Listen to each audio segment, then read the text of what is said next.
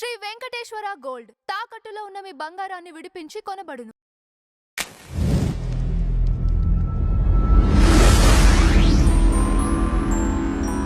నమస్కారం భరద్వాజ్ గారు. నమస్తే అండి. మంగ్లీ కేసులో 130 కోట్లు ఫ్రాడ్ అనేది కాస్త 1000 crores అంటున్నారు ఏంటండి ఇప్పుడు?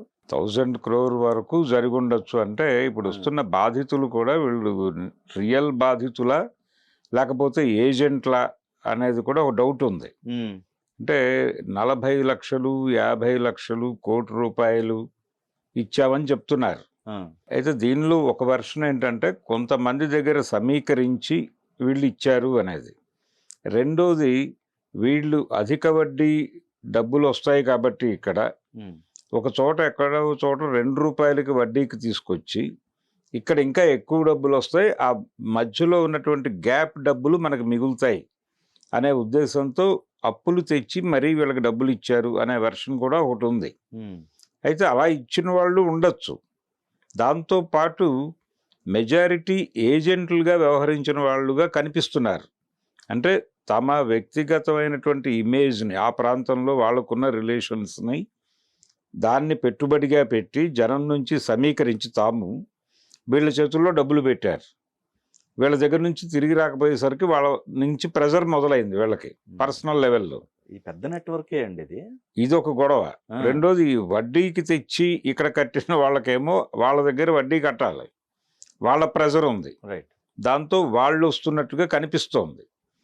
అలా జరుగుతోంది. కానీ అందరూ చిన్నవాళ్లే.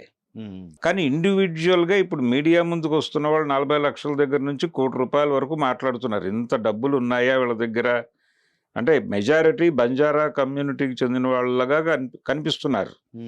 వీళ్ళ దగ్గర ఇంత ప్రొక్యూర్మెంట్ ఉందా, ఇంత డబ్బులు నిల్వలు ఉన్నాయా అనేది డౌట్ జనాలకి. ఓకే.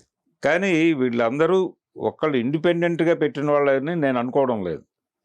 వీళ్ళు ప్రతి ఒక్కళ్ళు కొంతమంది దగ్గర 10 మంది దగ్గర 15 మంది దగ్గర పోగేసి ఆ డబ్బులు తెచ్చి వీళ్ళ చేతిలో పెట్టారు. వచ్చిన డబ్బుల్లో వాళ్ళకు వచ్చే లాభంలో కొంత లాభం తాము తీసుకుందామనే స్వార్థంతో ఎంటర్ అయిన వాళ్ళు కూడా ఉండొచ్చు. దీన్ని ఒక బిజినెస్ మోడల్గా చూసి కమిషన్ పద్ధతిలో తీసుకుందాం అనుకుని ఎంటర్ అయిన వాళ్ళు కూడా ఉన్నారు. వీళ్ళ మీద కూడా ప్రెజర్ ఉంది బయట నుంచి. ఈ ప్రెజర్ తట్టుకోలేక వాళ్ళ ఇళ్లలో దాడులు కూడా జరుగుతూ ఉండొచ్చు. ఆ ప్రెజర్ తట్టుకోలేక వీళ్ళందరూ రోడ్డు మీదకి వచ్చారు. కాబట్టి కనిపిస్తున్న వాళ్ళలో మెజారిటీ కేవలం బాధితులు కాదు, అందులో ఏజెంట్లు కూడా ఉన్నారు. ఇది ఎంతవరకు విస్తరించింది, ఆంధ్ర తెలంగాణ 2 రాష్ట్రాల్లోనూ జరిగినట్టుగా కనిపిస్తోంది. ఇక్కడ జరిగింది, తెలంగాణలో ఉన్నారు, ఖమ్మం జిల్లాలో ఉన్నారు. అక్కడి నుంచి మొదలు పెడితే చాలా ప్రాంతాలు, అక్కడ కర్నూలు వరకు అనంతపురం వరకు వ్యాపించున్నట్టుగా కనిపిస్తోంది. అన్నీ వీళ్ళ పరిచయాలు ఉన్నటువంటి ఏరియాల్లోనే నెట్వర్క్ నడిచింది. ఇప్పుడు ఆ కమ్యూనిటీ నుంచే 2-3 ఈ అమ్మాయికి క్లీన్ చిట్ ఇవ్వటం పట్ల డిఫర్ అవుతూ ఏదో మేరకు ఇన్వాల్వ్మెంట్ ఉంటుంది, ప్రాపర్ విచారణ జరగకుండా నిర్దోషిగా ఎలా మాట్లాడతారు అన్న టోన్లో కొంతమంది బయటకు వచ్చి మాట్లాడుతున్నారు. ఆ మాట్లాడుతున్న వాళ్ళలో చాలా అగ్రెసివ్గా మాట్లాడుతున్న వాళ్ళు కూడా ఉన్నారు. పర్టికులర్గా ఒక అమ్మాయి, ఏదో రాథోడ్ అమ్మాయి పేరు, తను ఉస్మానియా యూనివర్సిటీకి చెందినటువంటి స్టూడెంటు. తను గ్రూప్ 1 కోసం ప్రయత్నాలు చేసింది ఆ అమ్మాయి, అది అవ్వలేదు. దాని తాలూకా ఫైట్ చేస్తున్నటువంటి సందర్భంలో ఈ గొడవ మొదలైంది. మంగ్లీది అంటే బంజారా కమ్యూనిటీకి చెందిన అమ్మాయి.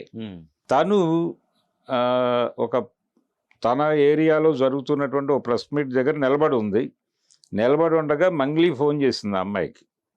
ఫోన్ చేస్తే తను లిఫ్ట్ చేయలేదు. తర్వాత కాల్ బ్యాక్ చేసింది, అక్కడే మీడియా సమక్షంలోనే కాల్ బ్యాక్ చేస్తే గద్వాల్లో ఉంది అమ్మాయి.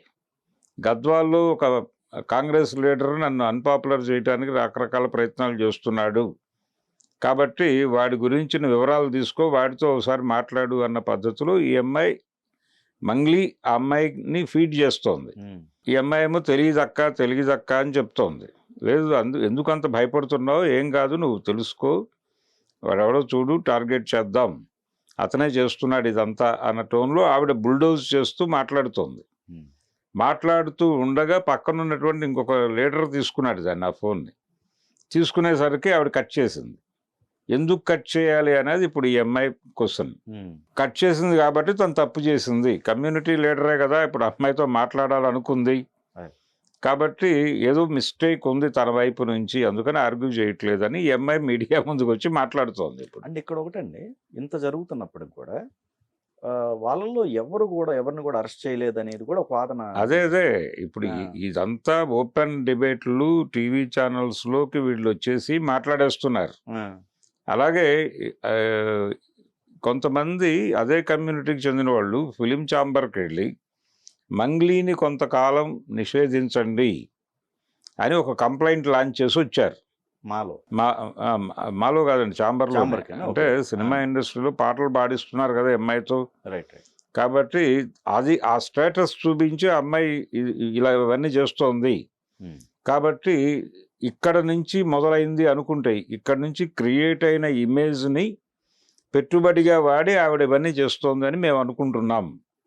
కాబట్టి దీనిలో ఆవిడ అంటే ఆవిడ నేరస్తురాలా కాదా అనేది తేలే వరకు ఆ అమ్మాయితో ఏ రకమైన యాక్టివిటీ సినిమా పరిశ్రమ చేయించుకోకుండా ఉంటే మంచిది అన్న ధోరణిలో ఒక కంప్లైంట్ అక్కడ ఇచ్చొచ్చారు.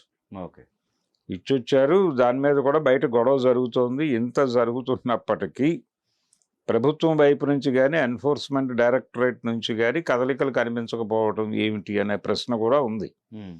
ఈ పాటికే ప్రభుత్వం చొరవ చేసి ఏం జరుగుతోంది, ఎంతమంది బాధితులు ఉన్నారు అనేది ఈ నెట్వర్క్ ఎక్కడ దాకా విస్తరించింది మనకి వినిపిస్తున్నా, లేకపోతే టీవీ ఛానల్స్ ముందుకు వచ్చి మాట్లాడుతున్నా వాళ్ళు చెప్తున్న లెక్కల ప్రకారం అయితే అక్కడ ఇక్కడ కూడా ఉంది. 2 తెలుగు రాష్ట్రాలు ఎఫెక్టెడే. ఈ అమ్మాయి ఇన్ఫ్లుయెన్స్ చేస్తుందేమోనండి అనుకోవచ్చా? ఇన్ఫ్లుయెన్స్ చేస్తోంది అన్నట్టుగానే అర్థమవుతోంది. ఇప్పుడు ఆల్రెడీ అప్రూవర్గా మారినటువంటి వ్యక్తికి కూడా అంటే తనేమో ఈవిడికి ఏ సంబంధము లేదు కానీ తెలుసు నోటీసులో ఉందని చెప్తున్నాడు. అలాగే బాధితులు కొంతమంది ఈవిడికి ఈవిడ బ్రదర్ నేరుగా ఉన్నాడు, అతని ఫ్రెండ్స్ ఉన్నారు కాబట్టి ఆవిడకి తెలియదు అనేది భ్రమ. రెండోది ఆవిడకి తెలుసు కాబట్టే లీగల్ అసిస్టెన్స్ కోసం వేణు ఉడుగుల్ గారిని వాళ్ళని అడిగింది. ఆవిడకి తెలియకపోతే ఆవిడ ఎందుకు అడుగుతుంది లీగల్ అసిస్టెన్స్ కావాలండి, నాకు ఒక ప్రాబ్లం ఉంది, ఒక మంచి లాయర్ని సజెస్ట్ చేయమని ఆయన ఎందుకు అడుగుతుంది? రెండోది ఆయనకి కొంత వివరించింది కూడా ఈ అమ్మాయి. ఆయన చెప్పిన ప్రకారం ఆయన వర్షంలో చూస్తే కొంతమందికి వీళ్ళు మొదట్లో మంచి రిటర్న్సే ఇచ్చారు. అది ప్రచారంగా మారి చాలామంది ఉత్సాహపడ్డారు ఇందులో డబ్బులు పెట్టడానికి. కాబట్టి ఆ మొదట ఇచ్చారు అనే విషయం నాకు చెప్పారు వారు అని చెప్పాడు ఆయన. అంటే ఆవిడకి తెలుసు జరుగుతున్నటువంటి, అంటే ప్రజల నుంచి పెట్టుబడుల సమీకరణ జరుగుతోంది అనే విషయం ఆ అమ్మాయికి తెలుసు అనేది ఎస్టాబ్లిష్ అయింది కొంతమేరకు. అలాగే ఈ ప్రత్యూష రాథోడ్ అనే అమ్మాయికి ఫోన్ చేయటం వెనకాల చూస్తే చాలా స్పష్టంగానే ఆవిడ కాన్షియస్గా వీళ్ళందరినీ తన వైపుకి డైవర్ట్ చేసుకునే ప్రయత్నం చేస్తోంది.